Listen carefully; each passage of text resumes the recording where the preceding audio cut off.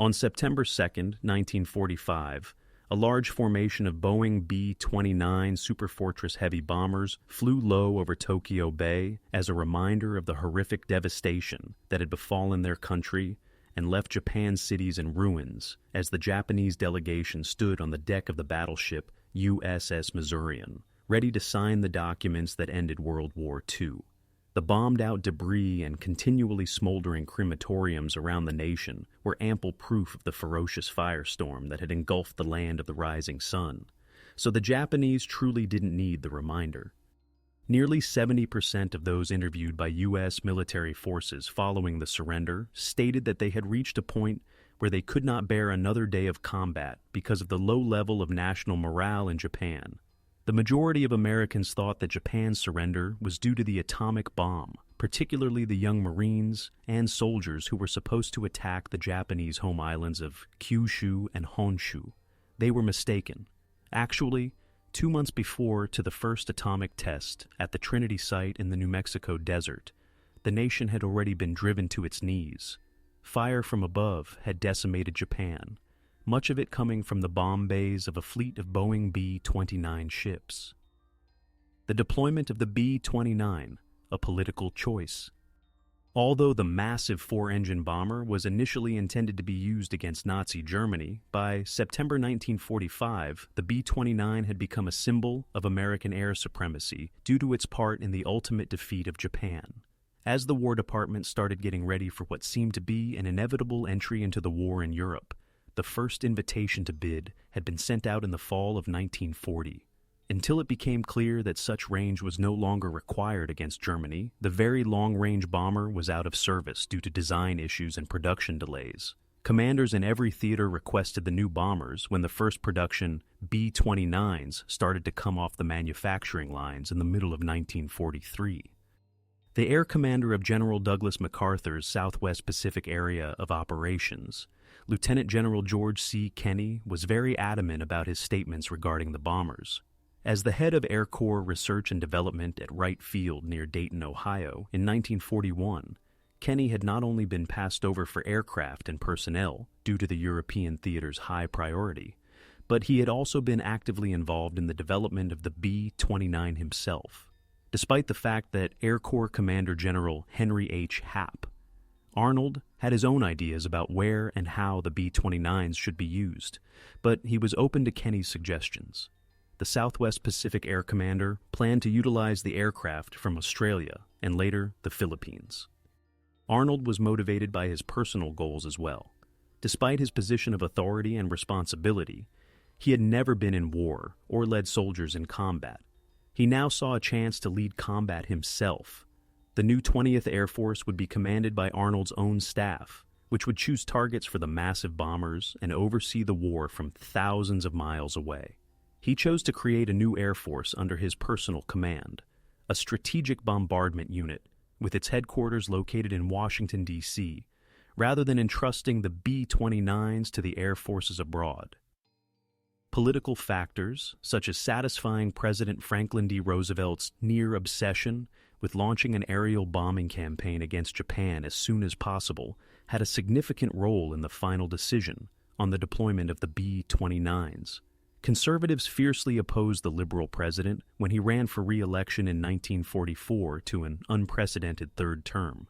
His political reputation would rise with the start of the B-29 strikes on Japan. Japan's early sustained bombing. Despite their enormous range, B-29s could only operate from 4 locations in the world that were close enough to Japan, and Soviet Siberia was off bounds due to the Soviet Union's neutrality in the war with Japan. Although Japan could reach bases in the Aleutians, the untried bombers encountered difficulties due to the terrible subarctic weather. Admiral Ernest J. King, the Chief of Naval Operations, was happy with the Joint Chiefs of Staff's consideration of the Mariana Islands as a potential location for B-29 bases, since it would strengthen the Pacific Ocean area of operations, the only region under U.S. command of the Navy. Because it would keep the B-29s away from Douglas MacArthur, King also supported Arnold's proposal for an autonomous command. Arnold opted for the third alternative, which was to set up B-29 advanced bases in China, This would enable attacks on Japan to start months before bases could be set up on the Marianas island of Saipan. Chinese operations were also viewed as a way to boost the spirits of the Chinese, who had been engaged in combat with the Japanese since 1931. Arnold chose Brigadier Kenneth B. Wolfe to command the first B-29s, which was a perfect fit because he was the program's project officer and knew the aircraft very well. Wolfe started training crews at Salina, Kansas, after establishing the 58th Bombardment Wing, H, at Marietta, Georgia, where B-29s were being manufactured. Under the code name Matterhorn, he developed preparations for operations from China, known as Early Sustained Bombing of Japan. According to the Matterhorn plan, forward operating bases would be set up around Chengtu, China, and the B-29s would be stationed close to Calcutta, India. Given that all military operations in China relied entirely on air transportation for supplies, the plan was ambitious, especially in terms of logistics. Wolfe suggested that the organization he would take to India, XX Bomber Command, be completely independent, even though the Air Transport Command already had an established airlift operation from India to China. Older consolidated B-24 Liberators converted into C-87 transporters and C-109 tankers would be part of the 20th Bomber Command's own air transportation force. Several of the B-29s were transformed into tankers to transport gasoline when they reached India. They would also be utilized as transporters. Utilizing the B-29 development projects, the War Department attempted to keep some secrecy by claiming that the aircraft had failed as bombers and were being transformed into armed transports for use in the China-Burma-India theater. The Japanese probably didn't buy the story. The stormy beginning of Operation Matterhorn. In an attempt to suggest that the bombers would be employed against Germany, the first B-29 to leave for India passed through England and was shown for publicity. The B-29 started flying to India in March 1944. They were operating transport flights between Chengtu and Calcutta by April. Many preparations were done once Matterhorn ordered the first missions to be flown in June. The Air Transport Command was asked to supply more air transportation when plans to airlift their own supplies turned out to be promising. When the Japanese launched their onslaught in China in May, the theater commander's need for supplies unexpectedly surged, making supply issues worse. Those originally meant for Matterhorn, which had not yet flown the first combat mission, were of course taken. Midway through May, the first B-29 mission was planned to bomb Bangkok, Thailand's Makassan railroad yards. Arnold and the 20th Air Force staff, the majority of whom had come from the European theater, where the emphasis was on daylight bombing, overruled Wolfe's desire to fly it at night, because his crews had been involved in transport operations and required expertise in formation, flying, and other combat tactics. Arnold demanded that the first B-29 mission be a precision assault during the day. Wolfe developed a training program and delayed the mission. Only 98 of the 112 superfortresses that Wolfe had prepared for the operation by June 5, 1944, were able to launch. One crashed as soon as it took off. The B-24s that were scheduled to take part in the attack canceled due to the severe weather. The White House did not put any pressure on their commanders to succeed, and the B-29s had trouble assembling due to heavy clouds and poor visibility. Many of the aircrew were unable to locate the objective, and 14 B-29s aborted. For an hour and a half, the remaining bombers hovered over Bangkok, each crew deciding on its own run-in and bombing altitudes. The uncertainty was referred to as Saturday Night in Harlem by one navigator. Although the adversary posed no threat, the return flight was dangerous due to monsoon thunderstorms. More than 40 B-29s made forced landings at airfields around China, while 3 were unable to return due to fuel issues. 5 brand-new B-29s and 17 crew members were killed or reported missing when one crashed during landing. Photos taken after the strike showed that the target had just minor damage. However, the first mission was deemed successful by 20th Air Force. Impacting the steel industry in Japan. Arnold gave Wolfe instructions the very following day to attack a target in Japan by June 20th. Wolfe had a problem. He needed to restock his supplies at the Chinese forward fields. He needed the extra 3 days because he had scheduled a 100-plane mission for June 23rd. The supplies meant for Matterhorn operations had been transferred from China to the 14th Air Force by General Joseph Stilwell, the top American official in China. Arnold could put up 50 planes on June 15th or 55 days later, Wolf wired him. In response, on June 15th, Arnold issued an order for an attack involving 70 aircraft and called for a broader operation of the Hump airlift. The Imperial Steel Works in Yamada, on the island of Kyushu, was the first target of the 20th Air Force's campaign against the Japanese steel sector. Washington intended to let Tokyo know that the end was nigh since the invasion of Saipan was scheduled for June 15th. 9 of the 92 B-29s that Wolf was able to send to China had mechanical issues. The crews in the Chinese sites would just require fuel and recuperation because each bomber was armed and prepared for battle. Only 68 of the 75 aircraft that were required by the mission order were able to take off. 63 made it to the destination after 1 crashed and 4 aborted. Just before midnight, the first aircraft arrived in Yamada. The crew stated that they had bombed and that the target was Betty, which indicates that there was less than 50% cloud cover. The ground was shrouded by smoke and cloud, and the steel mill was blacked out despite clear visibility. Only 15 crews were able to bomb visually, while 32 used radar, which was regarded as a less effective method at the time, to drop their bombs. Although 1 B-29 was lost over China on the return trip, no B-29 was damaged over Japan despite fierce fighter and anti-aircraft fire. 55 airmen were reported missing, while 6 B-29s were lost for various reasons. The target suffered negligible damage. Despite the fact that the objective was not damaged, the mission was successful, and the Japanese realized they were in immediate danger for the first time since the start of the war. News of an attack on Japan competed with news from Normandy in the headlines the next day, when the War Department declared the formation of the 20th Air Force.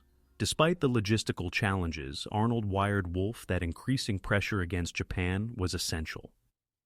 Attacks on Japanese steel mills in Manchuria, annoying assaults on Japan, and an attack on the Palembang oil refineries in Sumatra were the immediate goals. After submitting a plan for a 50-plane mission against the Anshan Steel Works in Manchuria, rather than the 100 that Arnold had requested, Wolf was kicked upstairs, with a promotion to Major General and command of the Material Command, a move Arnold made to make room for a more aggressive commander, and he was told to return to the United States immediately for an important assignment.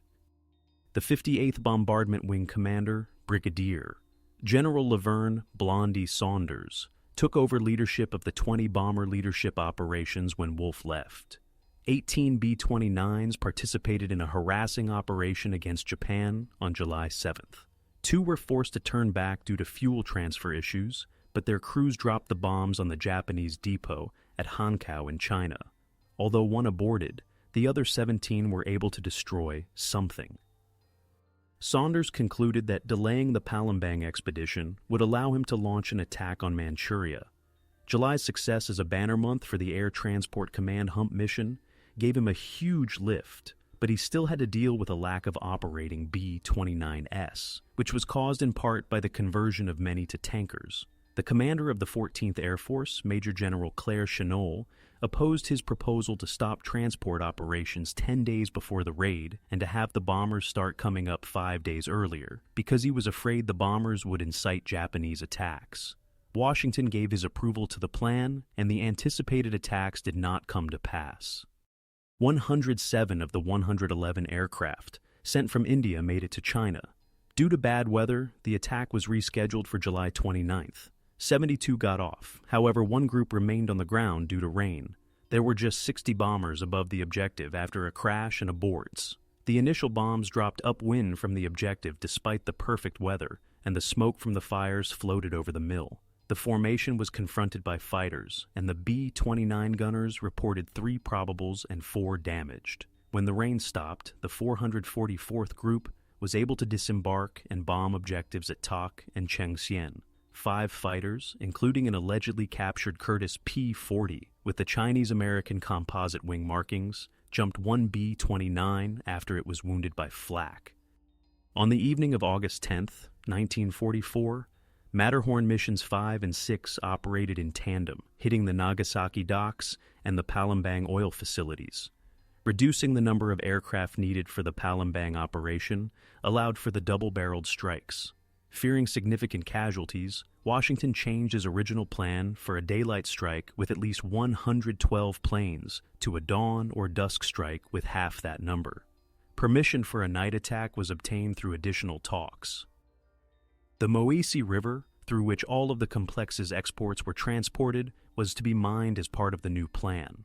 One crew ditched with one loss, and 8 mine layers from the 462nd Bomb Group dropped 16 mines with excellent results under a 1,000-foot ceiling.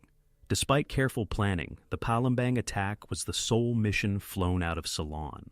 With only 24 aircraft hitting the target, the Nagasaki mission was far smaller.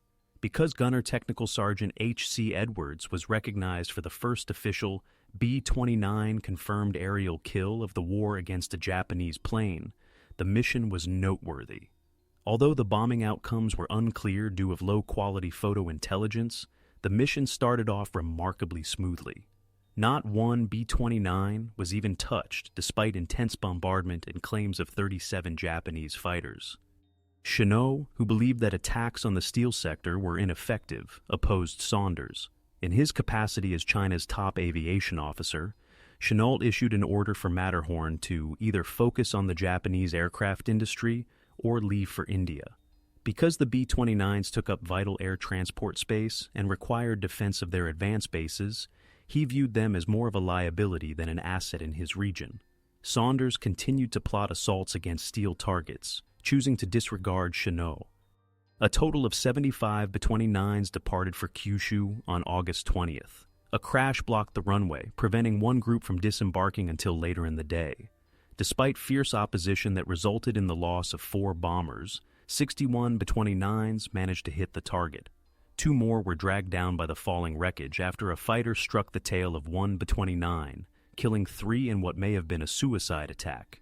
After reducing their loads for a night attack, the 462nd Group was able to lift its aircraft off the ground over the debris. 10 barely resisted getting over the mark. Nevertheless, the day was expensive, with 95 airmen killed or reported missing and 14 bombers lost to various causes.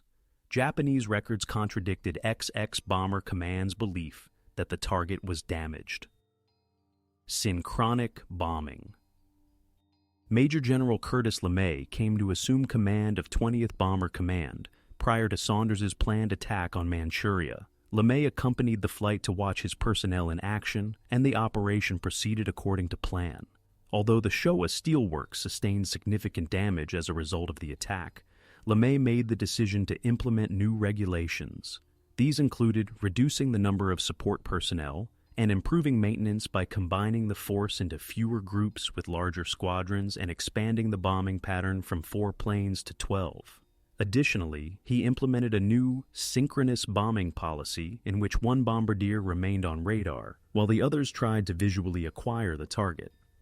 Despite LeMay's new regulations, Matterhorn's time was running out. The only other mission the XX Bomber Command performed against a steel target was an attack on the Showa works that resulted in 0 damage. Targets of the Japanese aircraft industry and Formosian airfields were the focus of subsequent raids. River and harbor mining came under the purview of B-29s. Chennault later described a mission flown by 22 Bomber Command in December as a turning point. He had been advocating for a B-29 strike using incendiary bombs on the Japanese supply base in Hankow since June, but the leadership of XX Bomber Command had disregarded him. Chennault stepped up his efforts as Japanese forces in China launched an attack and threatened the Allied outposts. Lieutenant General Albert C. Wedemeyer, the newly appointed commander in China, backed him. Given the military situation in the area, Arnold accepted the mission despite LeMay's doubts about Wedemeyer's authority, because he only commanded in China and the B-29s were in India. Hankow's incendiary bombs. The war's first B-29 incendiary attack was not the one that struck Hankow. A raid against Tokyo on the evening of November 29th had failed, and in November 1944, Arnold had ordered experimental incendiary assaults from Saipan. The attack on Hankow was more successful than anticipated. On December 18th, 84 B-29s participated in a mission with around 200 planes. The damage to the warehouses and docks was enormous, despite the original formation dropping its bombs upwind. According to intelligence, 38% of the bombs had damaged 40 to 50% of the target. According to Shuttle, Hankow was no longer a viable military base. The 73rd Bombardment Wing was supposed to be part of Matterhorn, but after Saipan fell to the Allies, it was moved to the Marianas.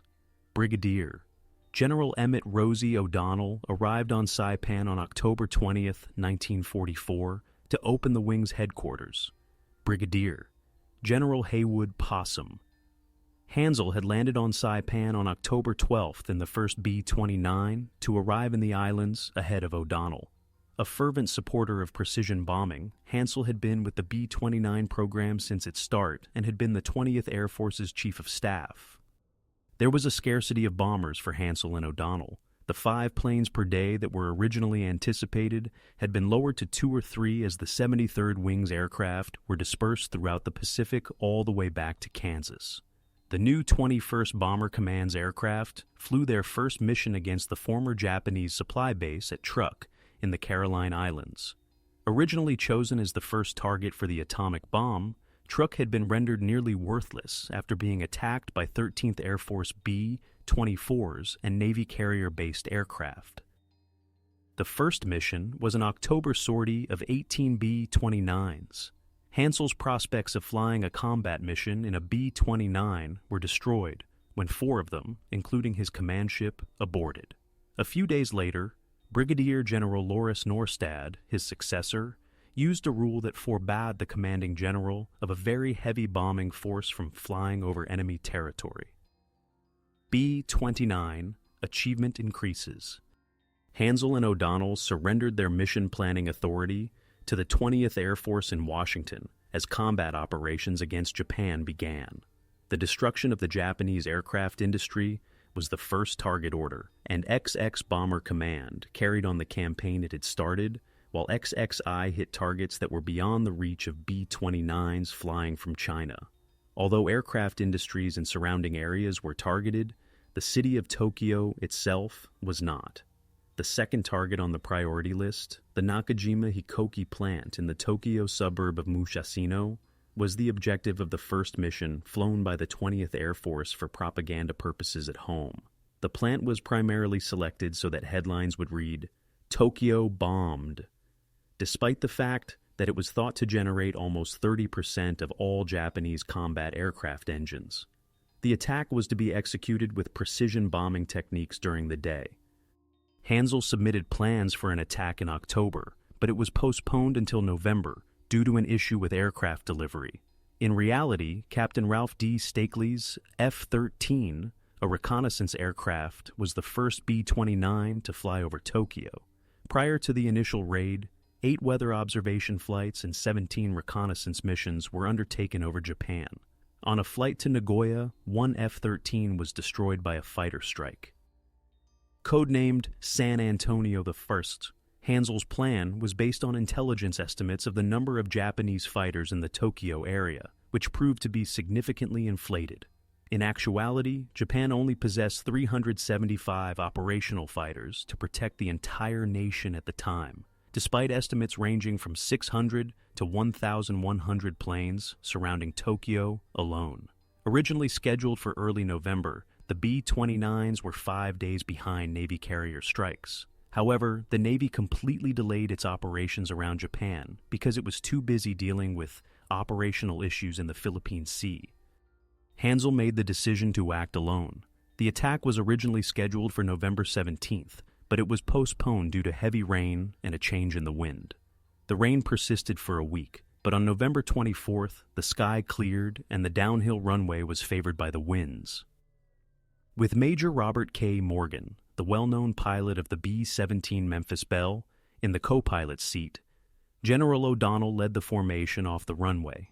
6 B-29s failed to drop their bombs, while 17 of the 111 that took off from Saipan were aborted. Bombing was challenging because to bad weather above Tokyo and strong jet stream winds. In reality, just 24 aircraft bombed the target. In actuality, the results exceeded expectations.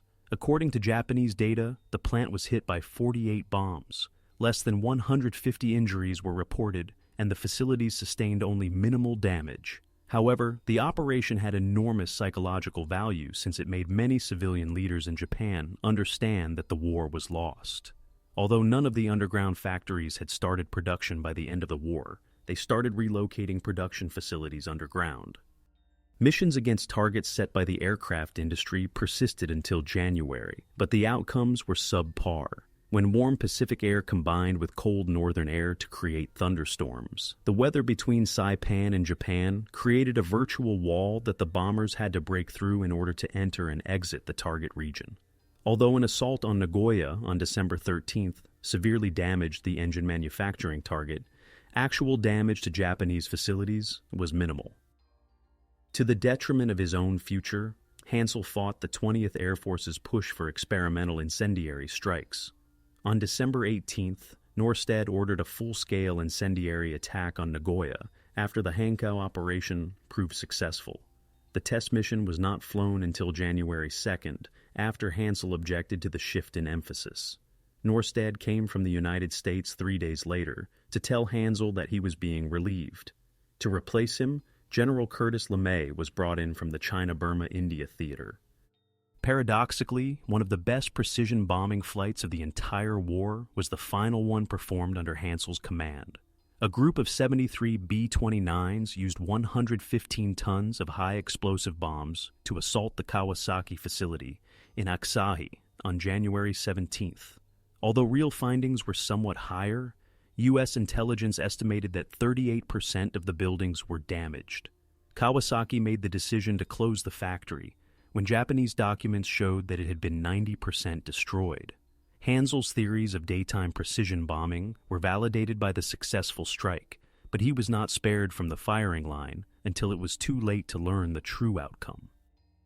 High death toll, uncertain outcomes.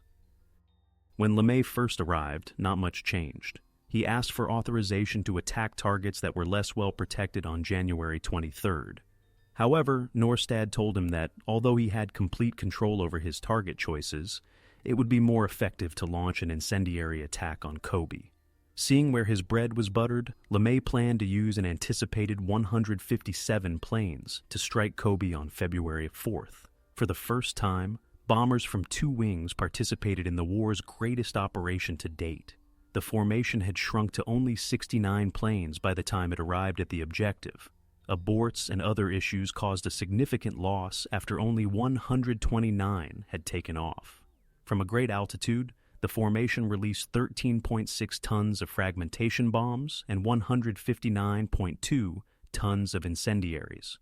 There were about 200 documented fighter strikes, with 1 B-29 lost and 35 damaged. The figures were corroborated by Japanese records showing that around 1,039 structures had been destroyed or seriously damaged, and post-strike photographs showed significant damage. Although there were just minor casualties, about 4,000 people lost their homes. The Nakajima plant in Ota, where the company was manufacturing its new Ki-84 Frank fighter, was struck after the Kobe mission. The B-29s were still flying unaccompanied, and they faced competition from the high-altitude-capable Ki-84. Damage was significant despite the bombing's poor accuracy. Only 7 incendiaries and 93 high-explosive bombs struck the factory. 37 structures and 74 of the new Ki-84 fighters were destroyed by flames started by the few incendiaries. There had been significant losses, with 29 bombers damaged and 12 shot down.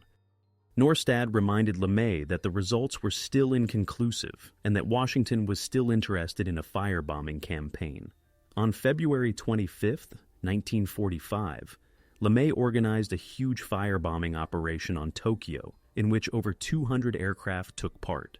Incendiaries weighing 453.7 tons were dropped by 172 of the 231 B-29s that departed Saipan. Although the city was covered by clouds and bombardiers had to use radar to unleash their bombs, the fires devastated around 1 square mile of metropolitan area. According to Japanese sources, thousands of people died from smoke inhalation and the flames, and over 28,000 buildings were destroyed. Tokyo firestorm. People are targeted. This outfit is getting a lot of publicity without having accomplished much in bombing results, LeMay told his public relations officer in early March. But that was about to change. The 20th Air Force had concluded that Japanese cities were prime targets for firebombing strikes because of their structure, and that precise bombing was futile. A significant moral shift in the U.S. was the cause of the transition. Previously, intentional assaults on people who were not combatants were regarded as unethical. Recent Japanese pronouncements that all males up to age 60 and women up to age 45 were part of a citizen mobilization to defend the nation against Allied invaders served as justification for the urban attack. LeMay also made a significant tactical shift, planning future operations at night and at relatively lower altitudes, citing the lack of organization in Japanese anti-aircraft defenses and the inferior accuracy of Japanese guns compared to German weapons. He ordered many of the bombers to have their machine guns removed, which had been fitted to protect against Japanese fighters, in order to enhance payload. LeMay devised strategies that called for lead squadrons to mark the target with bombs loaded with napalm that would start fires in order to draw Japanese firefighters' attention. In order to improve concentration, the main force, which delivered M69 incendiaries, would drop at half the distance, with each crew bombing separately, while the lead formation would drop its bombs at 100-foot intervals. With a target date of March 9, 1945, the mission plan planned for the largest formation of B-29s to date, 334. It took 3 hours for all of the planes to take off because of the sheer size of the force. On the way to the target, the bombers experienced the usual turbulence and heavy clouds, but navigators used radar to locate their checkpoints. Over Tokyo, the weather was favorable, and the pathfinders had no trouble marking their objectives. The remaining members of the formation arrived at varying elevations, ranging from 4,900 to 9,200 feet. And growing firestorm resulted from the napalm and incendiaries setting fires, which were fueled by an increasing wind. The magnitude of the inferno increased as the fires spread, because bombardiers landed their bombs on the fire's perimeter.